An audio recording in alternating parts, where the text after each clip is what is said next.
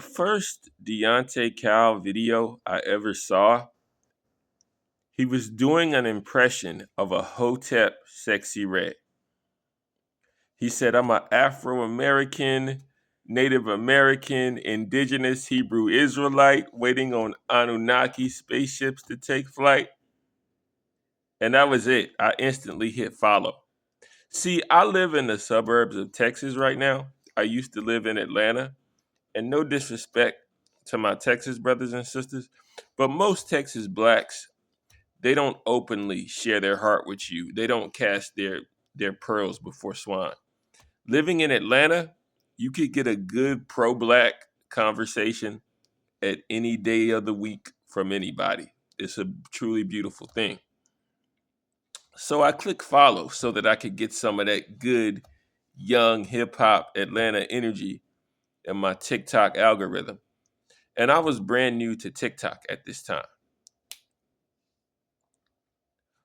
For Deante Kyle to even be able to craft that line tells you that he had his own journey of delineation, of wanting to figure it out, of wanting to figure out the who, what, why, when, and where of our auspicious situation. Uh, Fast forward, I'm really more of a YouTube guy than a TikTok guy. I see Deante have just explosive growth. Like I remember going on his YouTube, the grits and eggs, and the numbers were really low, but it was almost like overnight, maybe within like 6 months, the numbers got huge. And I'm not a YouTube expert, but I have been playing with YouTube since 2006, and the growth just looked super paid for or super corporate, as if there was a force behind him. Now, I'm not saying the views and the subs were not real, but you could tell that there was a backing there. Uh, and then, I just continued to listen to the guy. Mostly hip hop takes, mostly cultural takes, nothing groundbreaking, but at the same time, it's something to listen to. You know, um, I didn't watch the one where he did about Jesus. No. Okay, the first problematic Deante Cal take I witnessed was when he interviewed Mona Leo. Uh, a young lady from Houston makes a record about indigenous FBA culture. Uh, and she catches flack for including African artifacts in the video. Uh, and then it comes out that she's actually managed by an African, and it was just a PR nightmare for her because the record was about acknowledging uniquely black Southern culture, but somehow, some way, we noticed that they stuck the African thing in there, and people who really take pride in that aspect of their culture, they felt like they had something that was uniquely representing them. Like you're not gonna watch a African video and see a random Black American flag in it. You're just not gonna do that, right?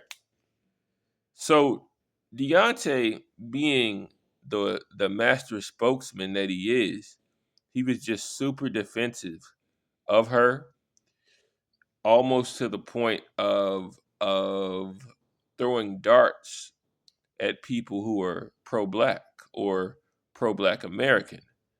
And pro-black American comes in many titles. Some could say separatist, some could say Hebrew Israelite, some could say FBA, some could say Solan, or some could just say regular but black American. He threw some darts in that the internet latched onto. Um,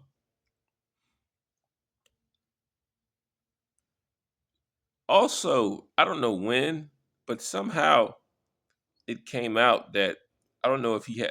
I could have swore I heard him say he had a white dad. I don't know his genealogy. Um, I also, if I'm not mistaken, I heard him say something about being adopted. Um, so that's important to note. Uh, I don't, I don't necessarily have a defense mechanism against biracial people, but I understand that their experience could be quite different than mine. And I understand that there's a chance that they have a very different bloodline than mine, which will lead to them behaving differently or having a different nature or a different perspective. So yeah, it comes out that the guy is literally biracial, right?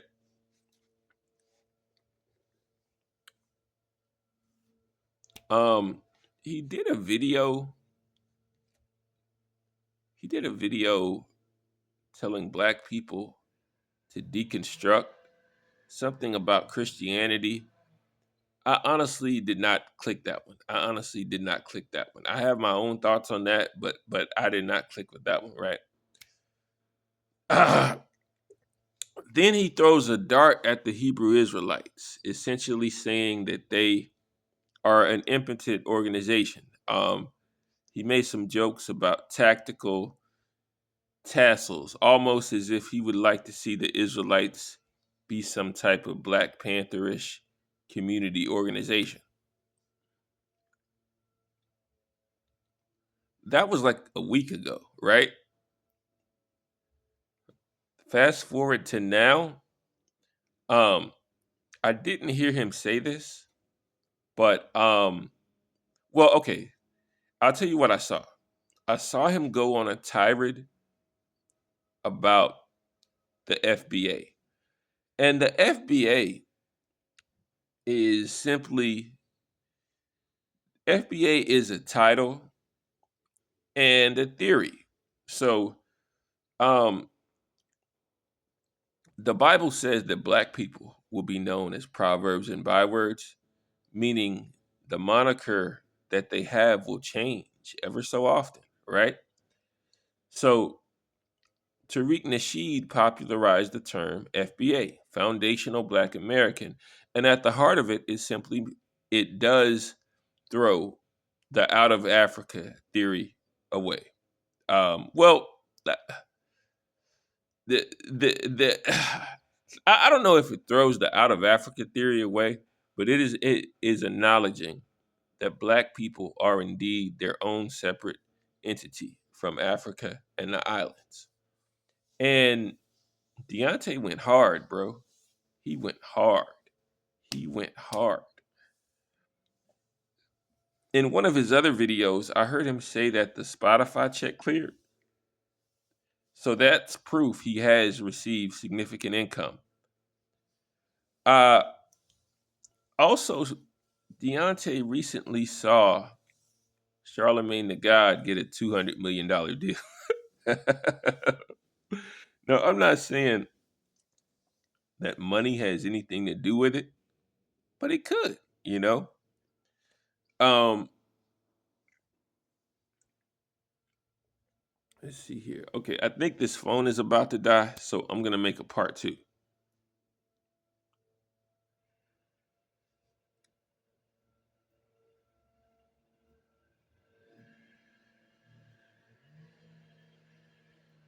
My bad. I guess the phone's not gonna die. Okay. So in this, he's saying the FBA is divisive and xenophobic. It's almost like they're picking on Black Americans. No, they're picking on Africans and Caribbeans, right? So here's the thing. What did I tell you was the very first Deante Kyle video that caught my eye? I'm an Afro American, Native American, indigenous Israelite waiting on Anunnaki spaceships to take flight. For Deante to even pen that, whether in his spirit he's ever felt compelled to delineate or seek the knowledge of the past, he knows that there are millions of black people currently on these spiritual journeys. He knows that there are millions of black people currently on these spiritual journeys. And like I wanted to like Deante Kyle. I still like the guy. And I think a lot of people felt like that too. We felt like we were witnessing the rise of this organic personality in this TikTok age, right? But I'm gonna be honest. I think there's a reason you've never seen a real FBA on the Breakfast Club. There's a reason you've never seen a real Hebrew Israelite on the Breakfast Club. Now, here's the thing. Hebrew Israelites and FBA, they are not necessarily one and the same, but some of the talking points overlap. This overarching idea of Black Americans being their own nation, that's the central common ground, right? Now, as far as religion, a FBA's religion could be anything, right? But the concept of being FBA, besides just the name change, again, you are acknowledging the descendants of slaves. If you believe that narrative, you are acknowledging Black Americans as their own nation, as their own bloodline. And again, that's not a knock to Africa or the islands or anybody in the diaspora, but you're just acknowledging you yourself and your people as a thing. And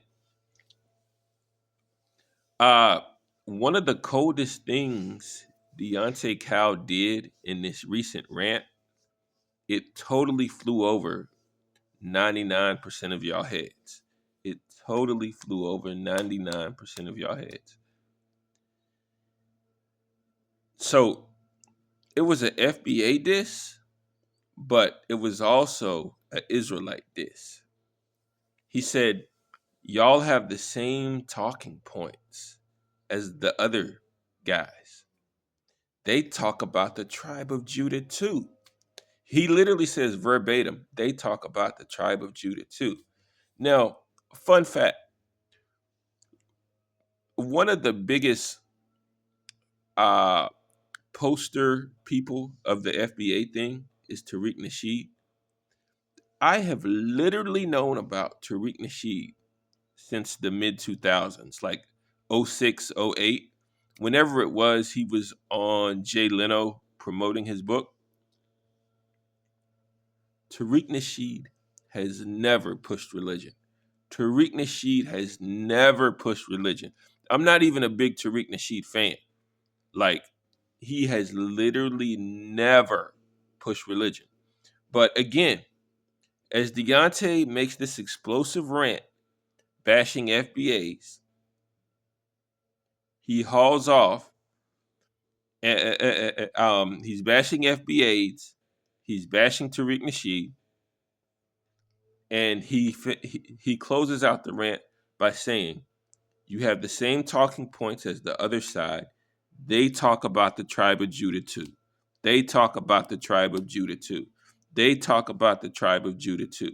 So again, he has pulled the FBA and the Israelites almost as this one similar uh, thought, this one similar group that has overlapping thoughts. Now, here's the thing. Here's the thing. Like I said, a FBA can be an Israelite, but a FBA can also be an atheist or a Christian or a Muslim. Here's the thing 99% of y'all don't know, though. The government has Israelites on the Southern Poverty Law watch list as a hate group. The government is claiming black people who simply believe in following God's laws are a hate group. Now, number one, that's asinine because based on the theology alone, they are literally waiting on divine intervention to free them from captivity.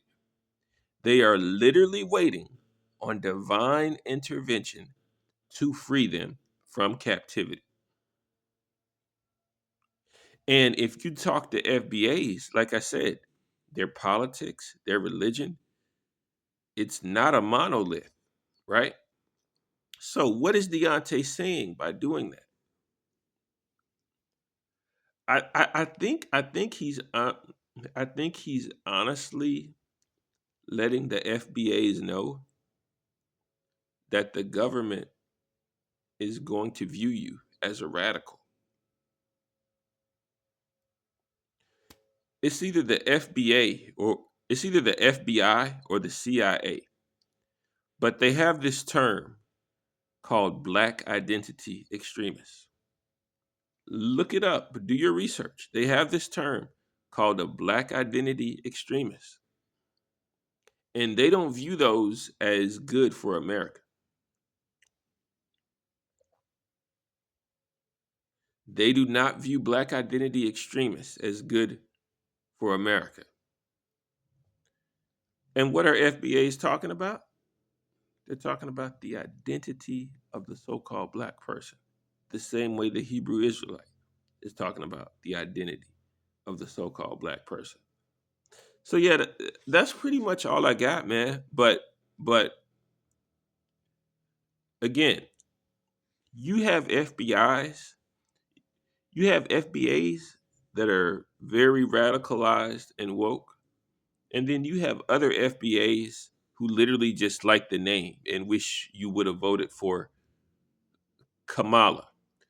But the point I'm trying to get across here is if the government throws you on that Southern Poverty Law hate group list, if the government deems you as a black identity extremist, if the government deems you as a domestic, if the government deems you as a domestic, stuff could get real quick. So, as an Israelite, I'm going to encourage you to repent and keep the commandments. But at the very least, understand that we are in a auspicious hour, and some of you may have to put your money where your mouth is with these so-called beliefs and ideologies. You know, like I once heard somebody say, we're gonna see in the end. You know, um, yeah, that's all I got. Shalom, man.